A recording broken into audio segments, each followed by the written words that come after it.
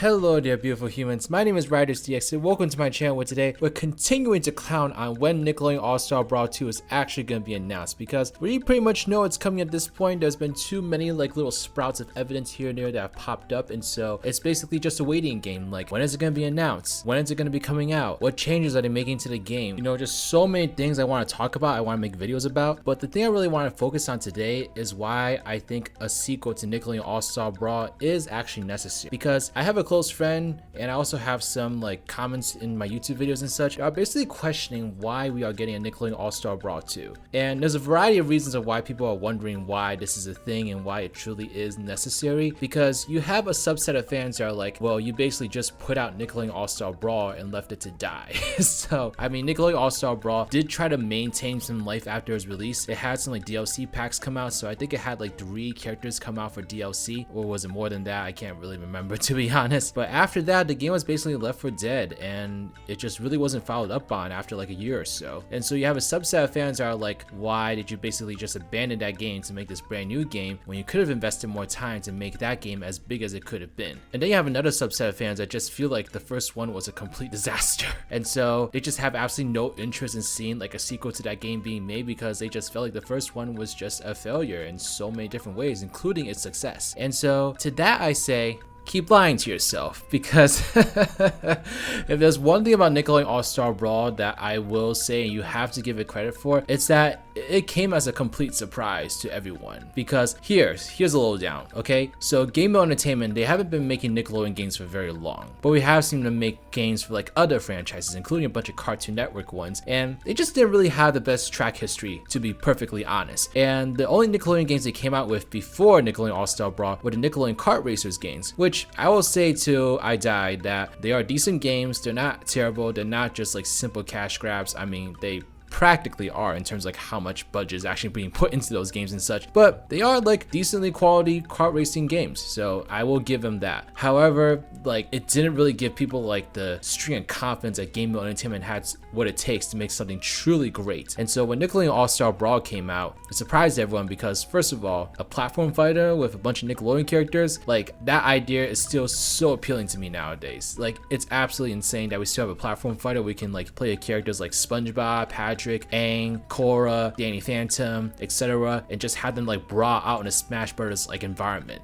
That concept is still so exciting, and something that I just will never get tired of, I think, unless they pumped out these games year after year after year and people just had no choice but to get burned out by the Smash Brothers formula. But that's probably not going to happen. And so the concept alone is pretty intriguing, but the fact that they actually decided to, instead of just giving it to a random team that Game Mill Entertainment just works with constantly, they actually sought out people that were proficient in making platform fighting games like this and got them on board to make this game. And so here's the thing, I don't think Game Mill realized that by simply making a strategic and thoughtful move like that and hiring a company that has a good reputation in making platform fighters to work on this game, that it would create so much hype that it did. Because sure, I mean, I'm sure they thought that the game was going to sell. That's why they commissioned it to be a game in the first place. And they thought, hey, you know what, let's just get a company that's small but knows what they're doing with this kind of genre of games, and just call it a day. I'm sure Game Mill thought this was just gonna go like the Nickelodeon Kart Racers games did. It's have a bit of a splash, make enough sales to give them a profit of somewhat, and just move on to the next game. They thought that was all it was gonna be. So it was to their surprise and everyone else's surprise when Nickelodeon All Star Brawl actually got the attention of more than just the typical fans that would buy these kind of games. It got the attention of people that are big Smash players in particular, because it got a lot of esports coverage, and it had a lot of potential to be a game that was kind of competitive alongside Smash Brothers, especially considering the fact that Nintendo is quite limiting in terms of how they treat the Smash Bros community. And so Nickelodeon All Star Brawl was actually positioned to be a great competitor and to really reach an audience that Game Mill had no idea that they could even reach, it could even attempt to reach, and so I think when you put that into perspective, it's kind of easy to see where Nickelodeon All Star Brawl went wrong, because when the game was announced, it was going to come out later on that year, so there wasn't really that much time to really realize, hey, this game actually has a lot of potential to be bigger than just launch it out into the world and call it a day. This game actually has a chance to have some life breathed into it and really last for a long time and make more consistent income for the company that way. So they just did not realize realize that that was a possibility with this game, because who in their right mind would think that that would be a possibility? You know, it's kind of like the massive amount of attention that Battlefield Bikini Bottom Rehydrated got when it was first announced.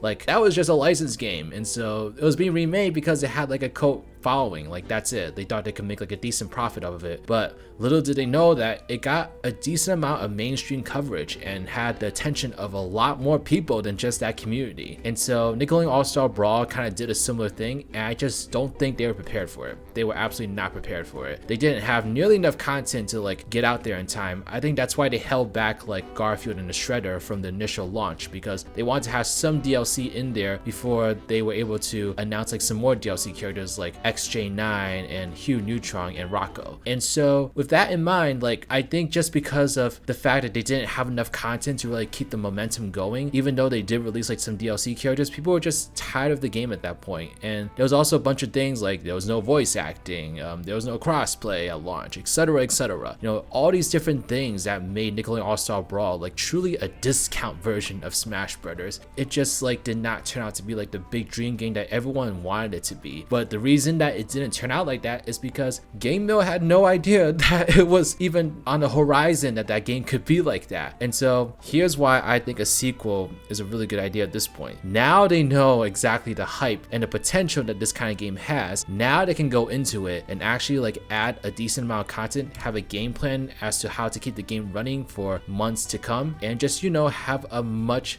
better starting point for this game to keep it going for a longer period of time. I think that sure, they could have just continued making more content for the original game. However, I think the original game just lost too much steam at the time that they released Rocco. Like, people just were not interested in it anymore. So by releasing a sequel and giving all this like new content initially right from the start, you're basically going to reignite people's interest that way. It does kind of suck in the sense that like you have to pay for a whole nother game, but if the game has enough improvements to justify it being like a separate product, then like, who are we to say that the game really shouldn't have a sequel? If Nickelodeon All Star Brawl 2 turns out to be a worthy successor and actually is worth the price of a whole nother retail game, then I say go for it. So this is all truly dependent on what they actually are planning for Nickelodeon All Star Brawl 2. But just from the little snippets of how many characters we're seeing are going to be added to this game so far, it looks like they're planning to like add a whole bunch more content to the game. And also, you can look at the fact that from Nickelodeon Kart Racers 1 to 2 to 3, there were so many different additions to the game, not just characters, but also like game mechanics and things like that. And so just looking at how Game Mill was able to handle like improving those games, even though those games have practically no audience as far as I know, the fact that they even went through the trouble of like adding on all that content and just making each game bigger than the last, it does give me like a good feeling about Nickelodeon All Star Brawl, because this is a game that they know actually has the potential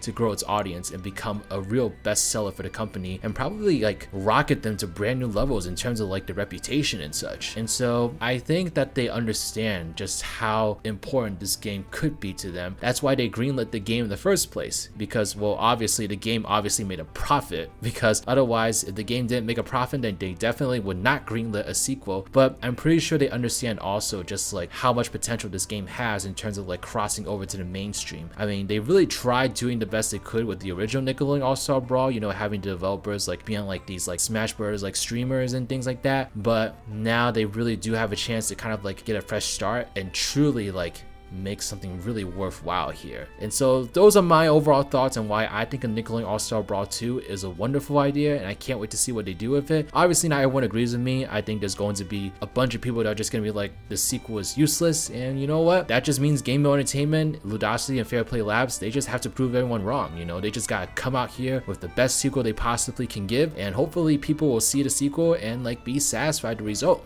You know, that's all they can really do. But let me know your thoughts in the comment section below. Do you think a Nickelodeon All Star Brawl 2 is a good idea or not? Let me know your thoughts, and be sure to subscribe to this channel if you want to stay up to date on Nickelodeon All Star Brawl 2 news. As soon as we get any more information on this game, I'm gonna come over here and report it to you immediately.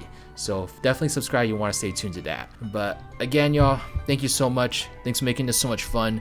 This is Riders, riding out.